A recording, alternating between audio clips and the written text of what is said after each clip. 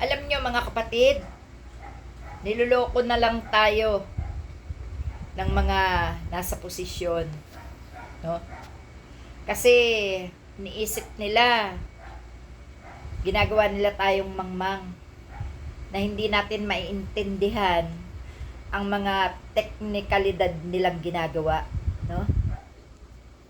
Sipin nyo, nagsisigawan ng mga tanga at bobong DDS na walang sala si Sara Duterte. Hindi daw na-impeach. Hoy! Mga DDS, sana naman magpakatalino kayo, no? Sa pag-intindi ng mga nangyayari. Napakalaking technical ang nagawa ng Supreme Court sa pagdidesisyon na constitutional ang impeachment ni Sara Duterte. No? For your information, mga tanga at bobong DDS, hindi nasabi at hindi nangangahulugan na si Sara Duterte ay absuelto. No? Hindi nangangahulugan na si Sara Duterte sa naging reaksyon ng Supreme Court na siya ay napawalang sala. No? Tuloy pa rin ang impeachment. At yan ay ipinasusulong ng Supreme Court sa 2026, February din, no?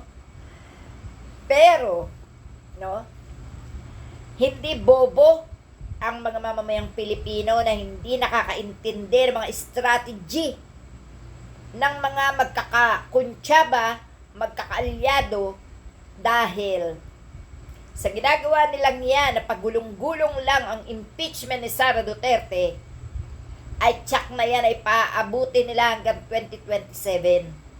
Nakalimutan nyo na ba na ang sabi ni Sara Duterte, 2026 siya mag-a-announce ng kanyang candidacy as president sa 2028. Hindi natutulog ang mga reklamo para kay Sara Duterte para ma-impeach. Hindi makakalimutan ng taong bayan ang lahat ng mga irregularidad na ginawa ni Sara Duterteng paglustay sa pondo ng bayan o sa confidential fund. Hindi nakakalimutan ng taong bayan ang mga akusa sa inyong paborito na baliw na Vice President, no? Huwag muna kayong magbunyi. Huwag muna kayong saya, no? Kasi hindi pa tapos ang laban. May mga darating pa. At ngayon, medyo pabor naman, ano?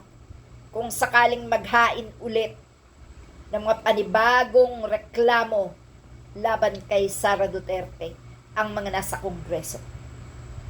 Dahil nandiyan ang matatalino, marurunong, na dati-rati ay mga nakaupo sa justice, na siyang magsasabi kung dapat nang ma-impeach si Sara Duterte. Saan naman kaya kayo nakakita na hindi man lang pinaharap si Sara Duterte sa paglilitis o hindi man lang nagkaroon ng verbal na pag-uusap at paghaharap-harap? Kaagad-agad? Desisyon? Unconstitutional? Hindi ba napaka-unfair yan, mga taga-justice, taga-Supreme Court, ang naging pahayag ninyo sa taong bayan? Ang taong bayan ang may karapatan na makatanggap ng mas pabor at nakakabubuti para sa lahat. Pero anong ginawa nyo? Pabor kay Sara Duterte at sa mga DDS na tangat bobo na ngayon ay nagbubunyi.